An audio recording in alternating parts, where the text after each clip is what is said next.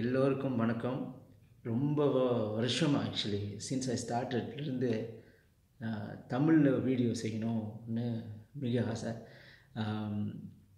வேலை தமிழ் சரி உச்சரிப்பு தவறாக இருந்துச்சுன்னா தவறாக தான் இருக்கும் சில வார்த்தைகள். ஏன்னா அது மலேசியா தமிழ்.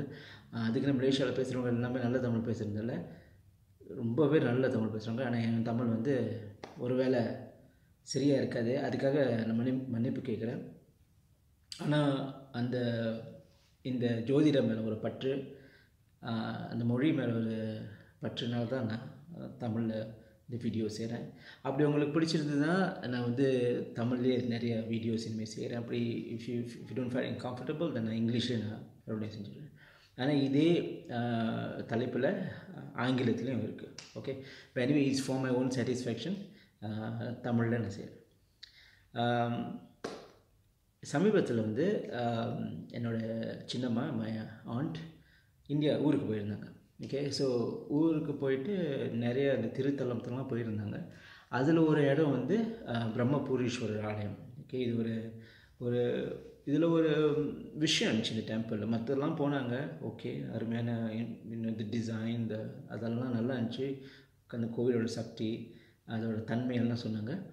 ஆனால் இந்த கோயில் இட் காட் மை அட்டென்ஷன். ஏன்னா it has something to do அஸ்ட்ராலஜி, ஜோதிடம் சம்மந்தப்பட்ட விஷயம் இருக்கிறதுனால. அது என்னன்னா, பிரம்மபுரீஸ்வரர் டெம்பிள் ஒருவேளை உங்களுக்கு தெரிஞ்சிருக்கலாம், திருச்சியில் இருக்கிற ஒரு ஆலயம். இந்த ஆலயம் இது பிரம்மதேவன் ஓட ஆலயம் இது.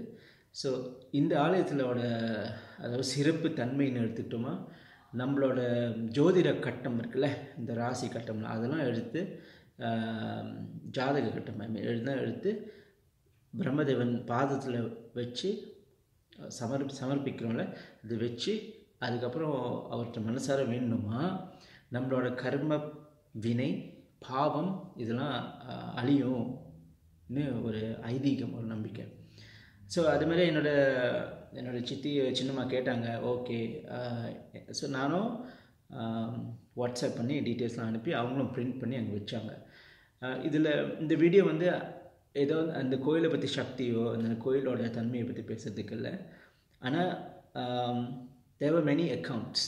அந்த கோவிலில் போயிட்டு செஞ்சனால தீராத நோயெல்லாம் தீர்ந்துருக்கு.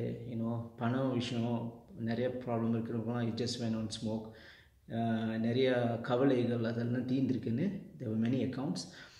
But of course I'm not associated அந்த டெம்பிளில்.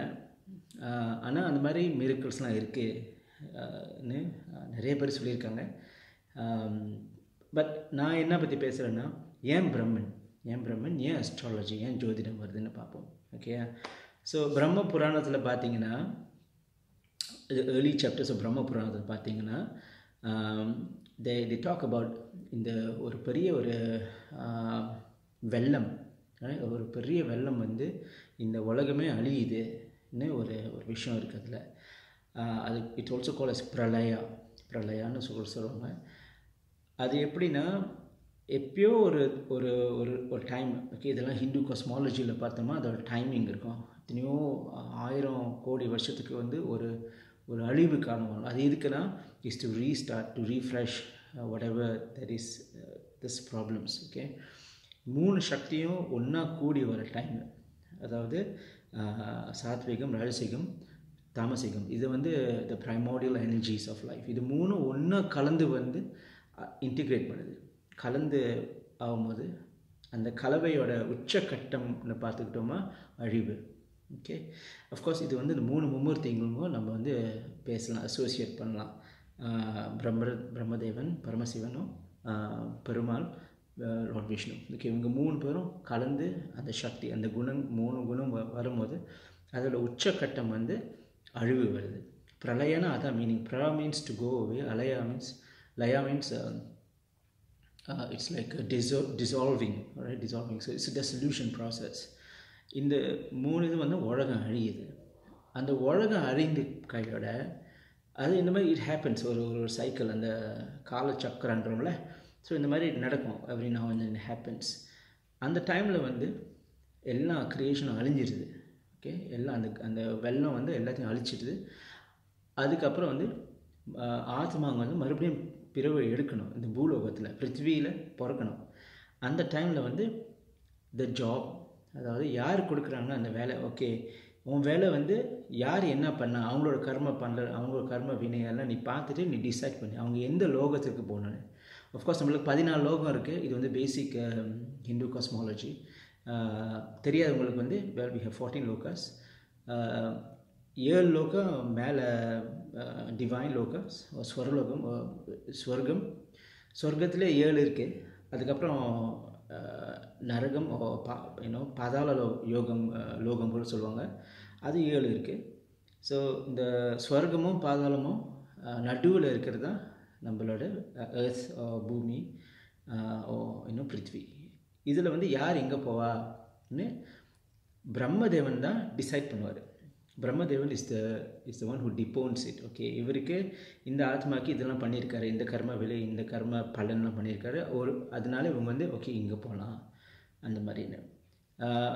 The highest, if you interested you can study about is. இந்த 14 லோகம் வந்து ஹையஸ்ட் சத்தியலோகம், தென் தபஸ் யோகம், ஞான யோகம், மகர்லோகம், இந்த மாதிரிலாம் நிறையா இருக்குது. இந்த பிரளயா பற்றியே நிறைய பேசலாம். ஓகே, அது நார்மல் பிரளயா இருக்குது, அதாவது அந்த வெள்ளம் அழிவு, இன்னொன்று வந்து மகா பிரளயா இருக்குது, எல்லாமே அழிஞ்சிடும். அந்த மாதிரி 2 விஷயங்கள் இருக்குது. பட் என்ன, the point here is that Brahman is the one who decides. Okay, நீங்கள் வந்து இதெல்லாம் பண்ணியிருக்கீங்க, அதனால் உங்களோட கர்மா இது, உங்களோட நல்லது கர்மா இது, அண்ட் அதனால நீங்கள் இந்த லோகத்துக்கு நீங்கள் போகலாம்னு ஒரு தட்ஸ் ஹிஸ் ஜாப், அவரோட டியூட்டி. அதனால தான் பிரம்மபுரீஸ்வரர் போயிட்டு அங்கே ஆளுங்க வணங்குறாங்க. இந்த மாதிரி ஓகே நான் பண்ண கர்ம வினை எல்லாம் எனக்கு இதெல்லாம் பண்ணியிருக்கேன், கஷ்டப்படுறேன், அதனால் நீங்கள் தான் இதெல்லாம் எனக்கு டிபோன் பண்ணிங்க, அதனால் உங்களை நான் கேட்குறேன், இந்த விட்டுருங்க, இந்த கஷ்டம் ரொம்ப கஷ்டம் எனக்கு, அதனால் இந்த தீராத நோயை நீங்கள் தான் தீர்க்கணும், இந்த தீராத பிரச்சனை நீங்கள் தான் தீர்க்கணும்னு சொல்லிட்டு அவரை வணங்குறாங்க. அதாவது அங்கே போய் நடக்குதா இல்லையான்னு பற்றி அது எனக்கு அருகதை இல்லை பேசுகிறதுக்கு. But the reason of why Brahma is worshipped as such is that. அதான் சரிங்க. இதோட நான் முடிச்சுக்கிறேன்.